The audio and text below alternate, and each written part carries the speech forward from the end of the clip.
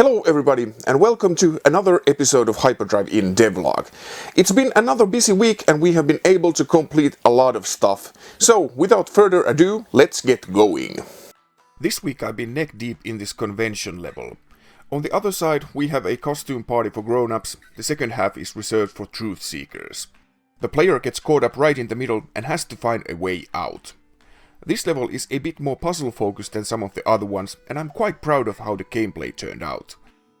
I don't want to spoil anything, but in the center point of all is your trusty bear costume and a washing machine.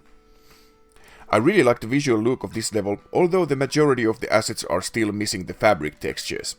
Texturing is done once everything else is completed, which in my opinion is a good way to work with the gameplay. In this stage, you can pretty easily change everything, which helps a lot in terms of puzzle design.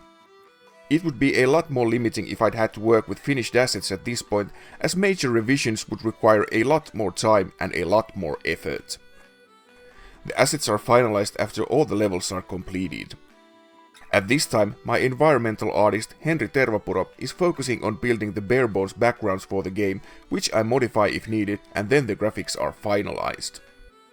A vast majority of effects are also missing at this stage. Spicing up the look of the game is something that's left for the final third of the production. Adding particles and other effects to the levels will greatly improve the visual fidelity. The game looks pretty even at this stage, so I'm eagerly waiting to see what the final outcome will look like. At this point we are approximately 70% done with the content. The goal is to finish up the levels in April so that we have plenty of time to rig up the game before the launch in October.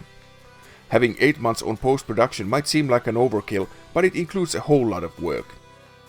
The assets need to be finalized and there will be a lot of rewrites to the plot and the script. While we do, of course, have a general outline on how things will unfold, there are things that need to be connected to each other after the game itself is relatively completed, and some things don't make sense story-wise at this stage of development. I like to work with a loose outline which is defined while I'm creating content. This has been my process in basically everything I have done previously. I need to have the bulk of the work laid out for me, from which I start chiseling away bits and pieces to create the actual thing I'm working on. Loose outline makes it possible to change things on the fly, and in game development it's, at least in my opinion, pretty commonplace that pieces are constantly moving.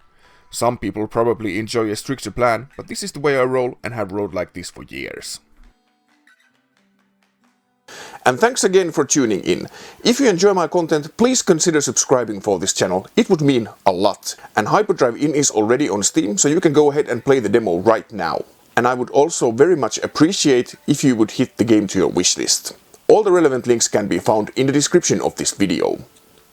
But that's all for today. I'll see you guys again next week, but until then, bye bye!